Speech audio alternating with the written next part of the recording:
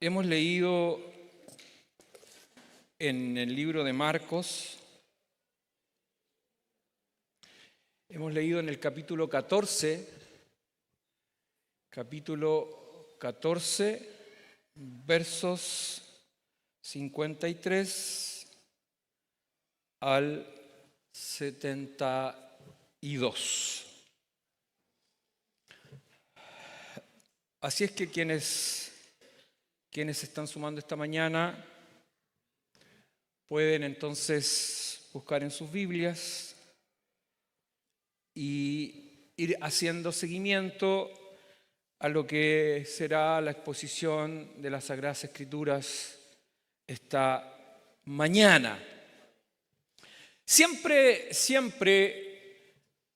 es elemental, fundamental que el Espíritu Santo esté colocando palabras en mi boca. Amén. El pueblo de Dios necesita palabra de Él. Necesitamos que su Espíritu Santo esté trabajando en nuestras vidas. Necesitamos que Él esté ministrando y que esta sea una mañana de edificación para cada uno de nosotros. Amén. Bien, para entrar dentro de lo que va a ser el tema, nosotros debemos recordar que Jesús ya ha sido apresado, ¿no es cierto? Él estaba orando en Getsemaní, él estaba en un estado agónico, como describe el texto, por la necesidad de fortalecerse para lo que tenía que enfrentar, y fue la oración a su Padre la que le permitió, ¿no es cierto?, enfrentar todo lo que venía. Jesús estaba en paz, estaba humanamente en paz, estaba tranquilo, esperando que se desarrollaran los eventos que venían. Por lo tanto, en el culto pasado, a través de la exposición de la palabra del Señor, ¿no es cierto?, vimos cómo Jesús es apresado, vienen a Él como si fuera un terrorista, un hombre de armas tomar, cuando su ministerio fue todo lo contrario, digamos. Su ministerio fue hablar de paz, fue hablar de la necesidad del ser humano de vivir una transformación, de arrepentimiento de pecado, sanó a muchos enfermos, hizo cosas extraordinarias que ninguna relación tenía con la supuesta violencia que al parecer ellos esperaban, o quizás veían en Jesús que estaba formando algún ejército, algo por el estilo, pero nada de eso era lo que había identificado a Jesús durante su ministerio. De hecho, muchos de los seguidores de Jesús se habían decepcionado por lo mismo, digamos, porque ellos esperaban un caudillo, esperaban un libertador, así como lo había sido Moisés de la esclavitud de Egipto, también que los liberara de la esclavitud de Roma. Pero el Mesías venía algo mucho más trascendental en la vida de las personas, y era liberar a la humanidad de la esclavitud del pecado. Así es que Jesús entonces es llevado, es apresado, ¿no es cierto?, y tiene que enfrentar la deslealtad de Judas, quien era un celote y que también era uno quizás de los decepcionados, porque él esperaba un líder político, un líder, ¿no es cierto?, militar, que les proveyera la liberación de la esclavitud de Roma. Así es que Jesús enfrenta todo esto en un estado de paz absoluta, ¿no es cierto?, y tiene que enfrentar las fuerzas del infierno, ¿no es cierto?, y a sus seguidores. Así es que él es llevado a la casa de Anás, y para dar cumplimiento a todo lo que ellos habían propuesto. Recuerden que ellos se habían propuesto dar muerte a Jesús, es decir, el juicio al que iba a ser expuesto era un trámite, porque en realidad ellos ya lo habían así establecido y definido. Así que ese tribunal supremo, que era el Sanedrín, ¿no es cierto?, tenía la firme intención de aplicar la pena capital o la pena de muerte a Jesús. Sin embargo, ellos tenían una limitación, porque como estaban bajo la esclavitud de Roma, ellos no tenían la autoridad para juzgar un caso y definir la pena capital, que era la muerte. Así es que tenían que pasar por un juicio civil, un juicio bajo la autoridad de Roma. Para contextualizar, entonces, esta mañana, yo, si tuviera que titular este sermón, yo lo destacaría de esta manera: dos perfiles que reflejan la naturaleza del ser humano y su necesidad de Cristo. Y para ir desarrollándolo, lo vamos a hacer en tres partes. Primero es el interrogatorio, el primer interrogatorio que tiene que enfrentar Jesús. Está en Marcos 14, del 53 al 54, que es en la casa del sumo sacerdote Anás, donde lo llevan. Luego tiene que enfrentar un segundo y tercer interrogatorio, que uno es en la madrugada y el otro al rayar el alba. Este juicio ante el concilio, donde ya estaban todos ahí formados, está en Marcos 14, del 53 al 54 y del 66 al 72. Ahí nos vamos a encontrar, del Marcos 14, 55 al 64.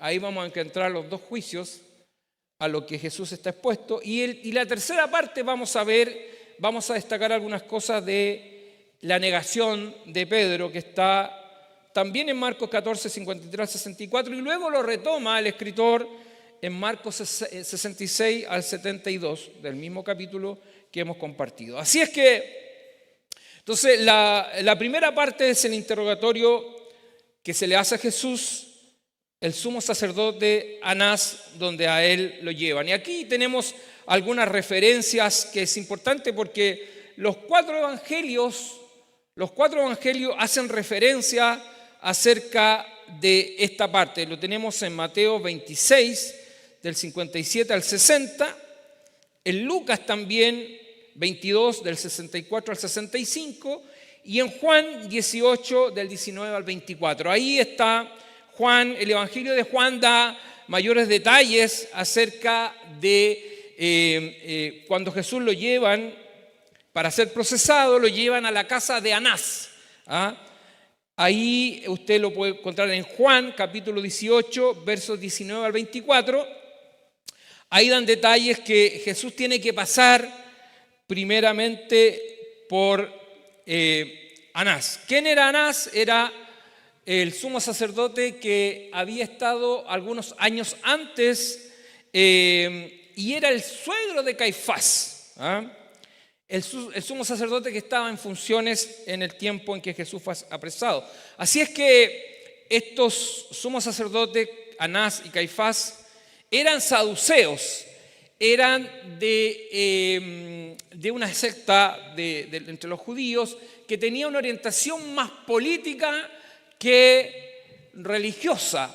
Tenía matices como un partido político, si pudiéramos llevarlo a nuestra actualidad, y que tenía una mezcla entre el poder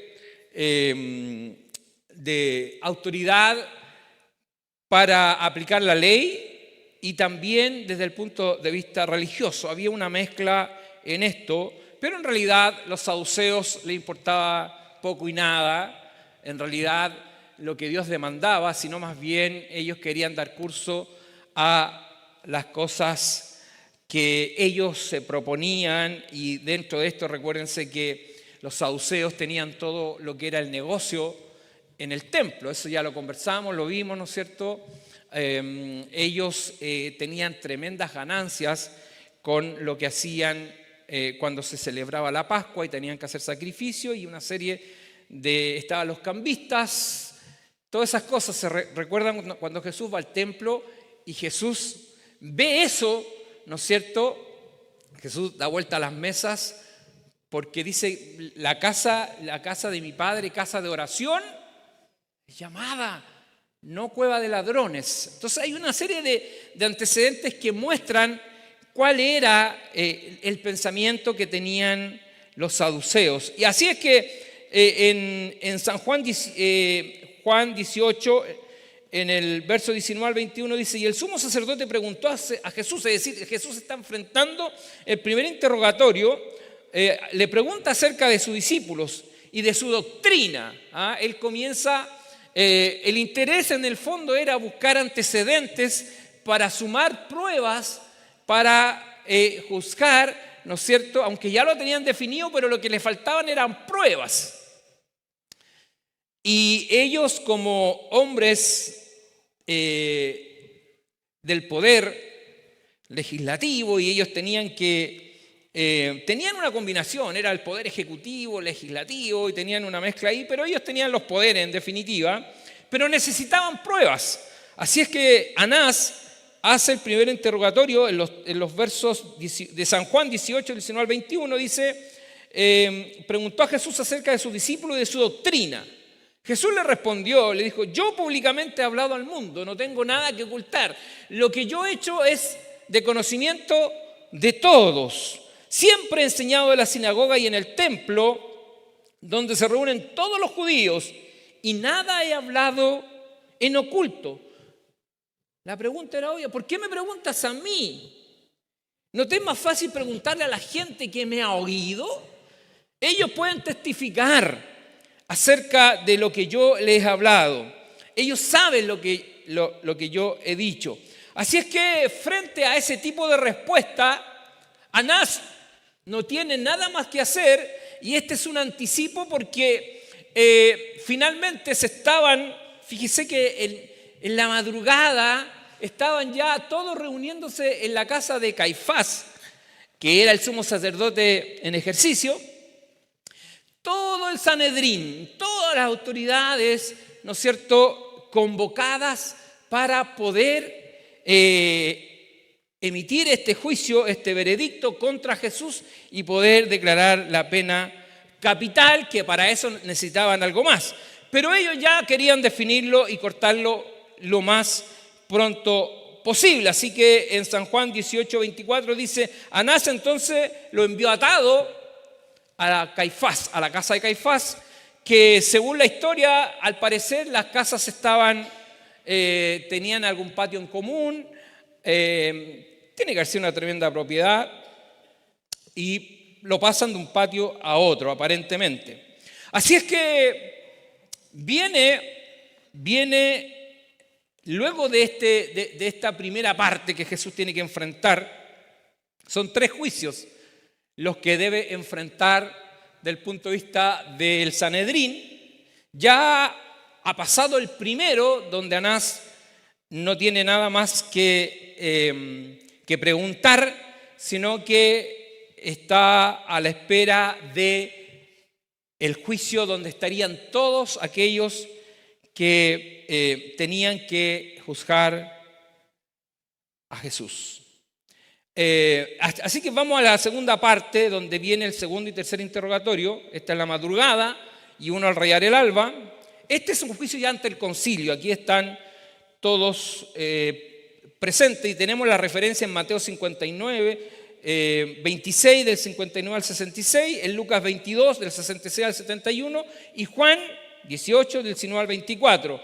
Y aquí ya estamos frente a un juicio que es calificado por los estudiosos como un juicio ilegal. Caifás, ya se lo había dicho, era el sumo sacerdote en ejercicio. Este era un hombre rudo, astuto, manipulador, oportunista, ¿no es cierto? Que él no conocía el significado de la lealtad o de la justicia, en realidad.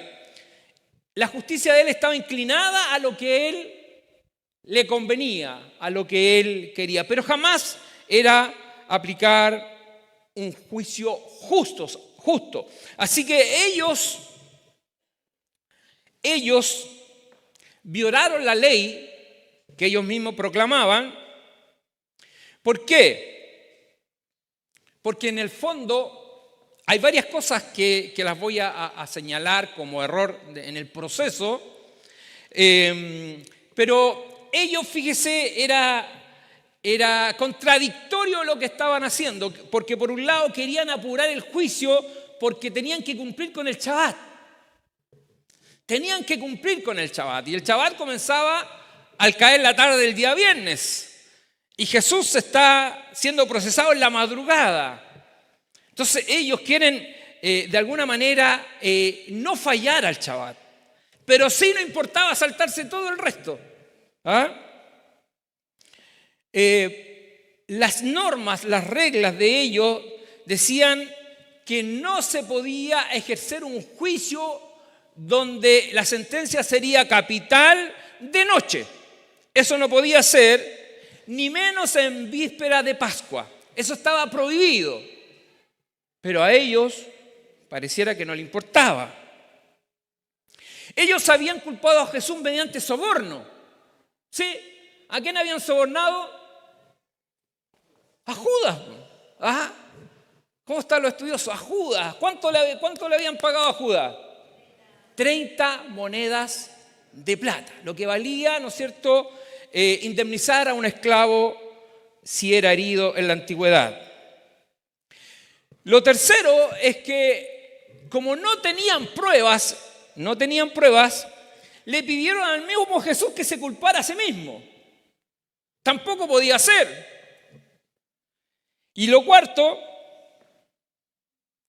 en el caso de la pena capital, la ley judía no permitía pronunciar sentencia hasta el día después en que el acusado había sido condenado. Es decir, había que esperar un día para la sentencia. Aquí estaban haciendo todo rapidito. Esto me hace recordar cuando los políticos en el Senado, ¿no es cierto?, tienen que aprobar un bono, alguna cosa para ellos, se demoran nada. ¿Ha visto eso usted o no? Yo quedo impresionado la capacidad de ejecución que tienen, pero para el resto de las cosas, años. Los proyectos que benefician al pueblo siempre no le interesan a nadie. Así es que esta era la situación. Entonces estaba enfrentando un juicio que tenía muchas fallas. Ellos buscaban dar legalidad, eso es lo que hacían, a un juicio que estaba fuera de todo lugar, por lo que ya yo he mencionado.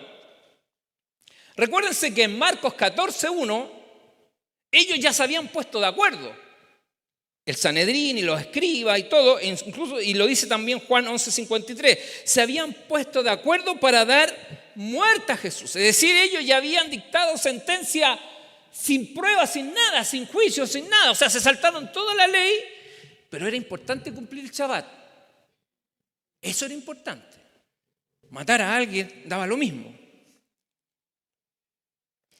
Otra de las cosas que estaba dentro de la ilegalidad, ¿no es cierto?, era reunir a todo el Sanedrín a alta hora de la noche para juzgar a un detenido. Eso era totalmente ilegal. No podían hacerlo.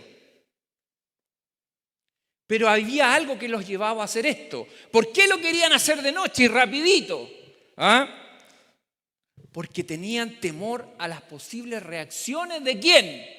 Del pueblo, de las personas, ¿no es cierto? ¿Por qué? Porque las personas que habían seguido a Jesús, recuérdense que cuando Él entra a Jerusalén, ¿qué decía la gente? Hosana.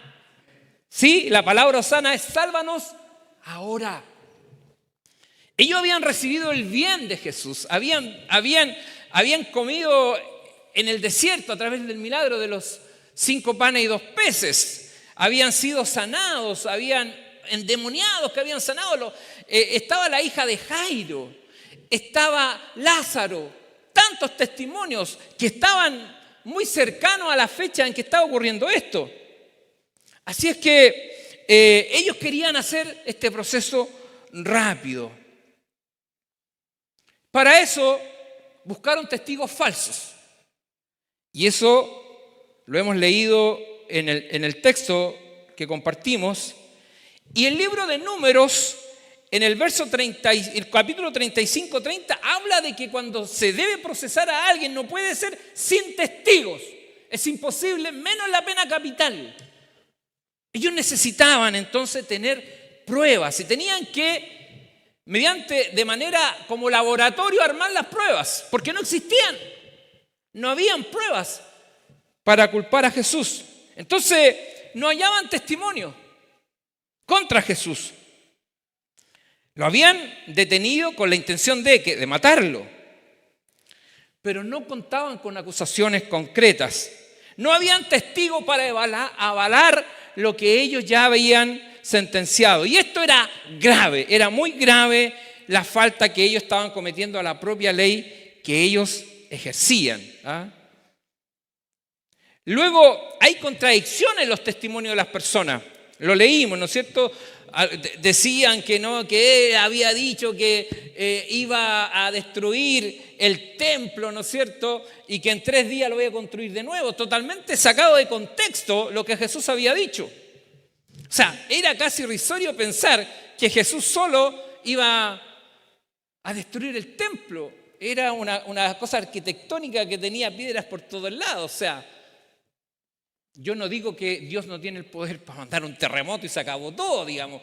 Pero no era el espíritu de la frase y de lo que había hablado Jesús. Él estaba hablando acerca de que su templo, su cuerpo, ¿no es cierto?, sería destruido, pero que en 3 días resucitaría. Por lo tanto, él sería reconstruido y eso traería sanidad a la humanidad. Así es que, fíjense que no encontraban testimonio contra Jesús. Pero lo curioso de esto es que no fueron a buscar a Lázaro. ¿Les llama la atención eso, no? ¿Por qué no fueron a buscar a Lázaro a preguntarle? ¿Por qué no fueron a hablar con Jairo, que era un hombre también distinguido en la sociedad? Y así, ¿por qué no fueron a buscar al endemoniado gadareno que los tenía todos asustados? Hoy día era un hombre que predicaba la paz. Curioso, ¿no? Todo esto muestra y deja de manifiesto cómo somos.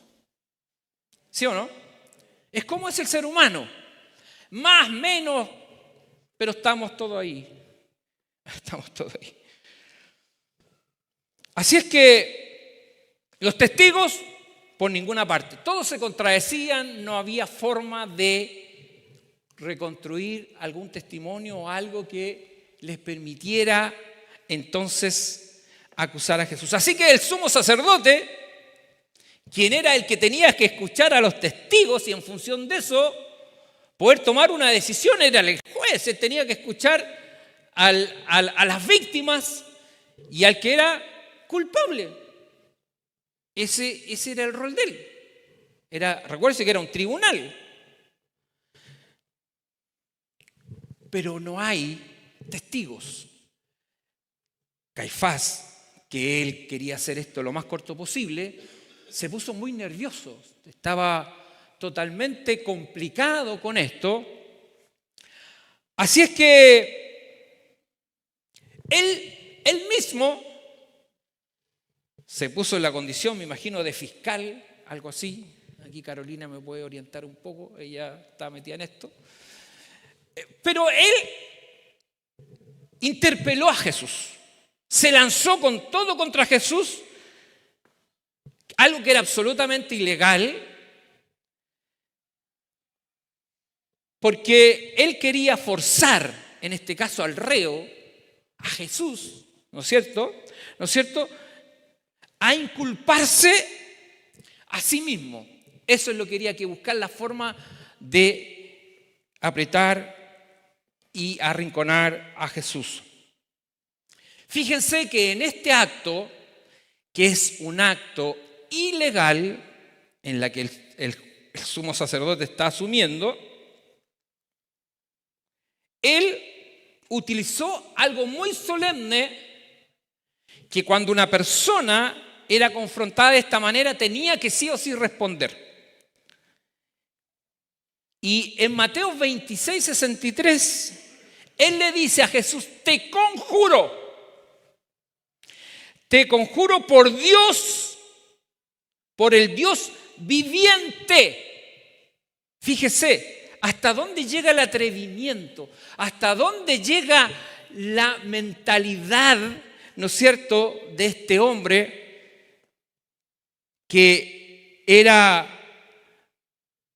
una persona que en realidad no tenía escrúpulos, así lo describen los historiadores. La muerte de este hombre es terrible. Entonces, fíjese que provoca a Jesús. Le dice: te conjuro por el Dios viviente que nos digas. Fíjese, es decir, si Él es el Hijo de Dios. Entonces, esto lo que hace, obliga al Señor a contestar. Por la forma como Él pregunta, Jesús debe responder frente a este juramento. Lo debe hacer. Y la pregunta es concreta del sumo sacerdote a Jesús. Dice: ¿eres tú el Cristo, el Hijo del bendito? Así es que Jesús rompe el silencio hasta ahí y Él tiene que apelar. Él rompió el silencio y hace una declaración oficial al Sanedrín, al máximo organismo del gobierno de la nación judía de la época, afirmando que de forma clara y directa que Él era el Mesías, el Hijo del Dios viviente. Y en el verso 62 del que hemos compartido dice: y Jesús le dijo: yo sois. Y no tan solamente afirma esto, de decir que Él es el Hijo del Dios, del Creador del universo, sino que además agrega palabras proféticas. Dice: y veréis al Hijo del Hombre sentado a la diestra del poder de Dios y viniendo en las nubes del cielo. Le está hablando ya de lo que será la venida del Hijo de Dios. Y algo que él tiene que Caifás tendrá que confrontar el día de mañana, tendrá que ver, porque también él sería testigo de la venida del Hijo de Dios.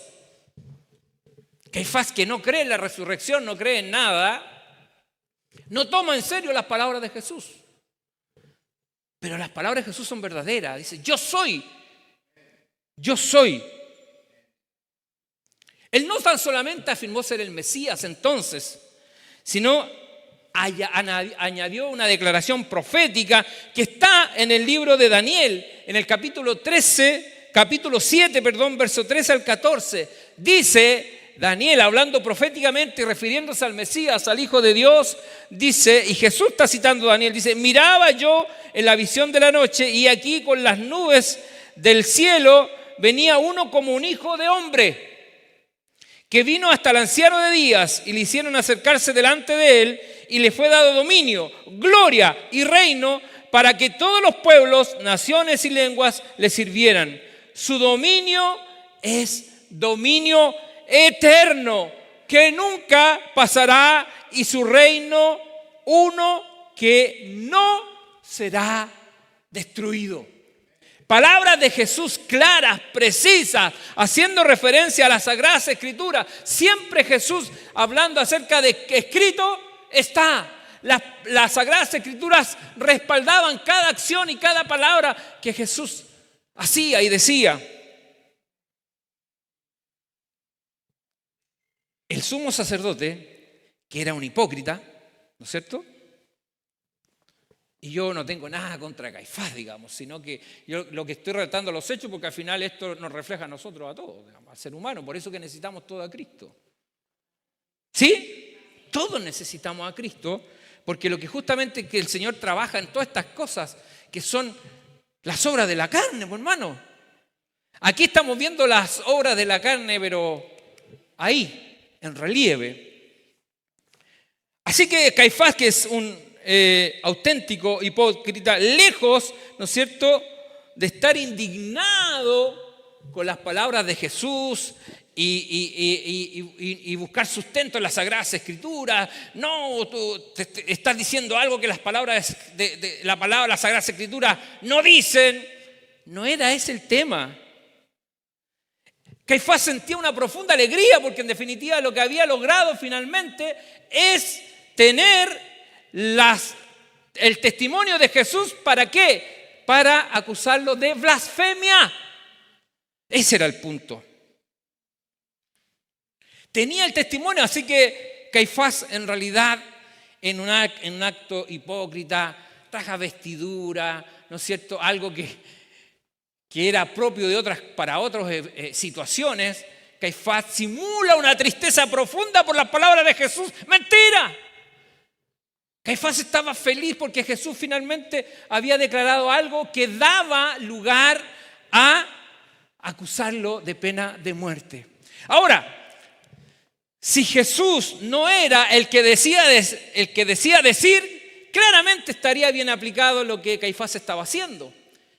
Pero era el Hijo de Dios, el Rey de Reyes y Señor de Señores, avalado por las Sagradas Escrituras. ¿Sí o no?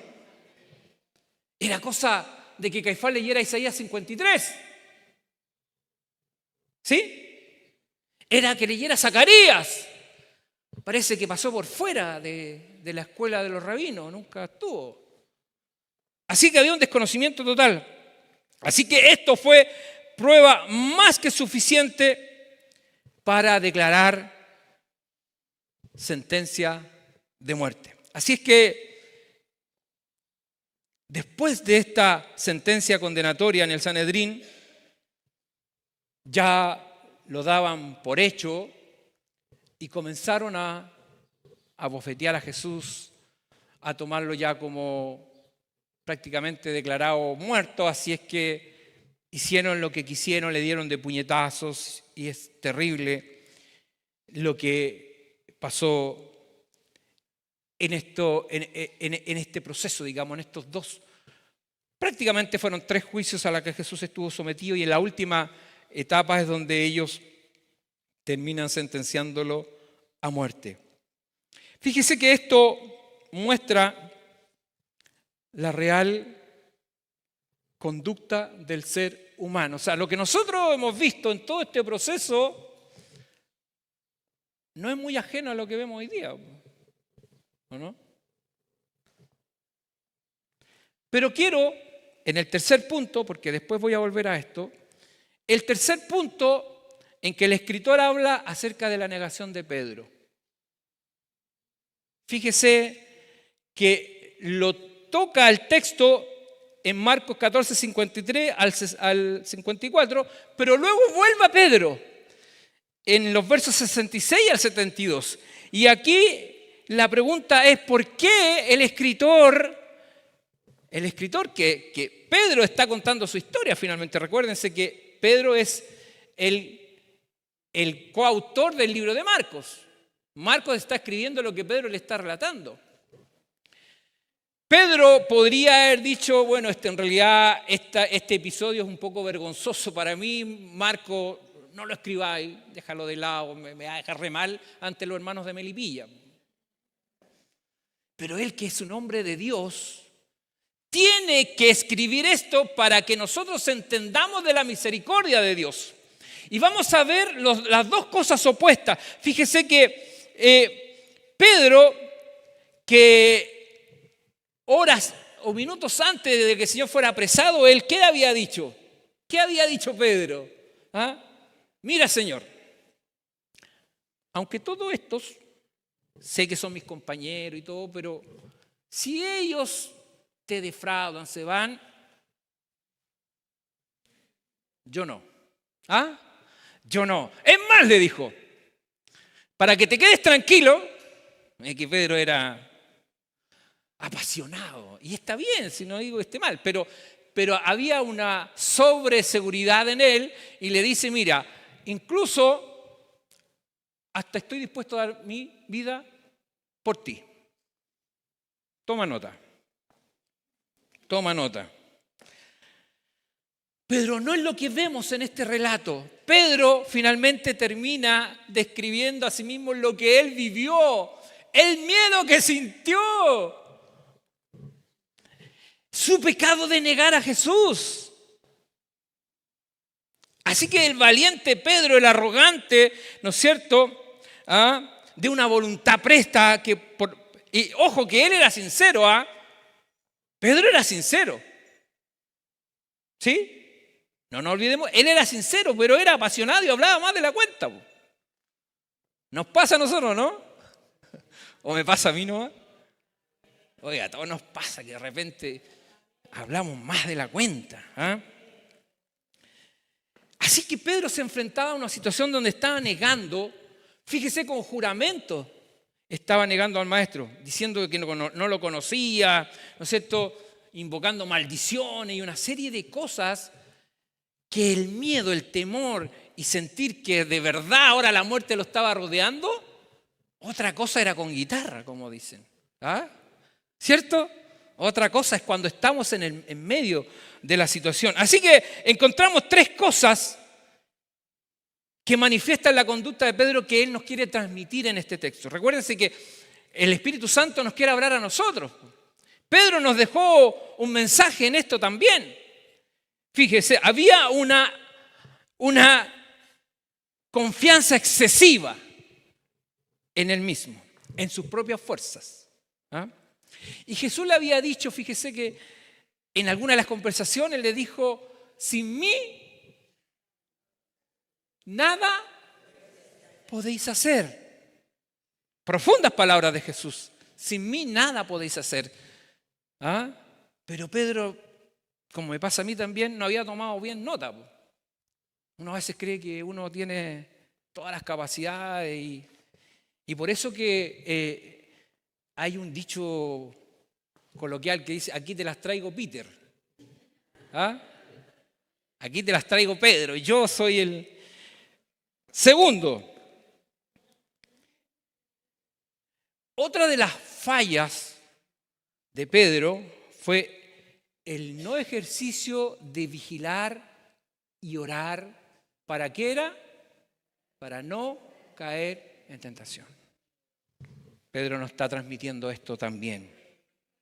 Y lo tercero, que Pedro en ese lugar, acuérdense que Pedro entró al lugar, entró al patio, se puso a compartir con los seguidores de Cristo. Se mezcló ahí. El Señor le había dicho, oye, donde yo tengo que ir, no me sigas, no vayas para allá. No, ahí estaba él, contaminándose con todos los demás. Tres cosas que Pedro nos está enseñando esta mañana. La autoconfianza, la demasiada autoconfianza en nosotros mismos sin depender de Jesús. ¿No es cierto? 1, no ejercer la oración y vigilar, estar atento a lo que nos está rodeando, porque el innombrable no duerme ni deja dormir. Anda como ¿qué? Como el león rugente buscando a quién devorar. ¡Wow! Eso nos quiere decir Pedro. Y después en su carta Pedro dice esto. Dice que Satanás anda como león rugente buscando a quien devorar. Lo segundo, la mezcla con los enemigos de Jesús. Y esto no quiere decir que nosotros no socialicemos con las personas con las cuales interactuamos, en nuestro trabajo, donde sea. Pero el tema es cuando nos ponemos a hacer lo que ellos hacen. Lo que ellos hacen. Que no hacen lo que Dios manda. ¿Sí o no? Bueno, Pedro nos quiere dejar este mensaje. Así es que, entonces, para concluir esta mañana, lo primero que nosotros vemos en términos generales los hechos que dan testimonio de una condición del ser humano sin el temor a Dios. Eso es lo que nosotros vimos. No había temor de Dios en estos hombres. Porque si hubieran sido temerosos de la ley de Dios, habrían hecho un juicio justo. ¿Sí? ¿Fue injusto, no? Fue injusto. Fíjese que este actuar de estas personas se ha repetido a través de la historia, en todos los gobiernos, pasa lo mismo. ¿Cuál es el problema? El problema que solamente hay buenas intenciones, buenos propósitos, pero cuando están en el lugar donde tienen que representar ¿a quién? Al pueblo, a la necesidad de las personas, se olvidan. No se obra con justicia. Problemas serios. La avaricia está ahí. La codicia, la envidia. Todas estas cosas que nosotros vemos en los gobiernos representan las obras de la carne, los principados que dice el apóstol Pablo. Ahí están. Satanás gobernando los principados. Por eso que hoy día nosotros vemos estas acciones que son, por supuesto, reprochables, son inmorales. Las cosas que nosotros vemos hoy día en las autoridades. No están interesadas en hacer una verdadera justicia al pueblo. Hoy día nosotros vemos instituciones prestigiosas de nuestro país. Autoridades que están en tela de juicio. ¿Como cuáles? Caso Hermosilla, Servicio de Impuestos Internos, grandes contribuyentes, ¿no es cierto? Todo pasando dinero por debajo, ¿no es cierto?, para pagar menos impuestos. Corrupción. ¿Qué más? ¿Qué otro caso? Fundaciones. ¿Les suena o no? ¿Les suenan fundaciones? Terrible, terrible. ¿Y qué podríamos decir? Estos son ejemplos nomás, yo no tengo nada contra nadie, pero es importante decir esto. ¿Qué podríamos decir de la moralidad superior de una nueva generación? ¿Les suena eso, no? ¿Democracia viva? Sí, somos seres superiores en moralidad. ¿Es cierto? Mentira. Mentira, porque el problema está aquí o acá. Le falta Cristo. Amén. A este mundo le falta Cristo. Eso es lo primero. La degradación del ser humano. Degradación total, como habla el libro de Romanos. Así lo dice. Romanos 1. Habiendo conocido de la gloria de Dios, no le dieron la gloria de Dios. Porque lo invisible de Dios, su gran poder y deidad, se hace claramente visible desde la creación por medio de las cosas hechas. Por lo tanto, no hay excusa.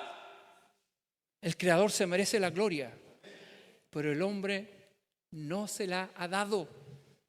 Y su necio corazón fue entenebrecido y fueron entregados a inmundicias y un montón de cosas, dice el libro de Romanos. Eso es lo primero. Lo segundo, fíjese que los episodios en los que un cristiano puede caer, nadie está exento. Por eso que Pedro nos alerta, por eso que Pedro nos anima a que tengamos cuidado, porque el episodio que vivió él, si no hubiera sido por la misericordia de Dios, si no hubiera sido porque él había sido llamado para salvación y vida eterna, no estaría contando el libro de Marcos. ¿Pero por qué lo está haciendo?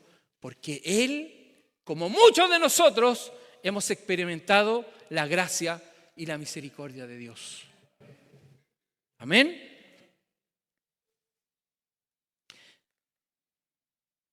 Fíjese que ante una misma condición de pecador, esta es la segunda conclusión, Caifás y Pedro. Ambos ante Dios cometieron delito, ¿no? ¿Sí? Uno podría decir, no, pero Caifás la embarró. Sí, pero ante Dios no hay pecadillos. ¿O sí? Pecado. Ambos ante Dios habían cometido pecado. Pero hay una gran diferencia entre un caso y el otro. Caifás, fíjese que no se arrepintió de sus pecados. Jesús se lo advirtió, le dijo, veréis al Hijo de Dios, venid en gloria. Va a llegar el día, va a llegar la hora que tendrás que enfrentarme. Ese día llegará. Eso fue Caifás. No hubo arrepentimiento de pecado. Pero en Pedro hubo. Sí. Esa es la gran diferencia. Pedro lloró amargamente. Amargamente, porque hubo arrepentimiento de pecado. Él sabía que había pecado contra el Hijo de Dios. Se arrepintió profundamente. ¿El Señor lo condenó? ¿No es cierto? Él le dijo, Pedro, ¿me amas? Fíjese la pregunta de Jesús. Él no es como nosotros. Él nos ama con amor eterno. Pedro lo había negado. Lo había maldecido frente a todas esas personas. Pero después de resucitar, Jesús lo espera con los brazos abiertos. Y le dice, Pedro, ¿me amas? Sí, Señor. Pedro, ¿me amas? Sí, Señor. Apacienta mis ovejas. Pedro, ¿me amas? Señor, tú sabes todas las cosas. Tú sabes que yo te amo. Es cierto que me equivoqué, pero sé que tengo de ti el perdón. Así que llegará el día, por hermano. Llegará la hora que tendremos que enfrentar el justo juicio, el tribunal verdadero, justo juicio de Dios. Quiero que vaya a Mateo 7, 22, 23, y esta va a ser la respuesta para Caifás, el día que tenga que enfrentar. Y nosotros, como hijos de Dios,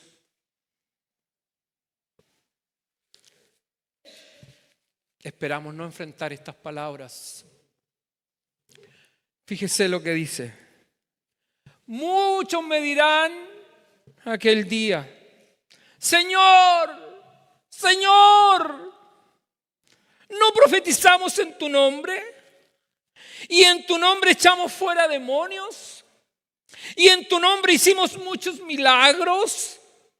Y entonces les declararé, ¡qué terrible! Nunca os conocí, apartados de mí, hacedores de maldad. ¡Qué duras palabras! ¡Qué terrible será ese día! Pero para usted y para mí hay otras palabras. ¡Alégrese! Vaya a Mateo 25, 34. Estas son mis palabras y son sus palabras y llévesela esta mañana. Llévesela en su corazón. Mateo 25, 34. Bendita palabra del Señor. Ese día escucharemos esto, hermano. Alégrese. Entonces el rey dirá a los de su derecha, venid benditos de mi Padre, heredad del reino preparado para vosotros desde la fundación del mundo, porque tú fuiste apartado para salvación desde el vientre de tu madre. Desde antes de la fundación del mundo el Señor te eligió, te amó desde la eternidad con amor eterno. Eso es lo que dice el apóstol Pablo en Romanos 8, porque a los que antes conoció, a los que antes amó, a estos predestinó, y a los que predestinó, a estos llamó, y a los que llamó, a estos justificó, y a los que justificó, a estos glorificó. Bendita palabra del Señor, hermano. Siente la seguridad que el día y la hora escucharás palabra de Jesús. Venid, benditos de mi Padre, benditos de mi Padre. El Señor te bendiga esta mañana. Venid, benditos de mi Padre. No se merece la gloria, no se merece la honra, digno es de ser glorificado. Glorifiquemos al Señor juntos, gloria a Dios para siempre.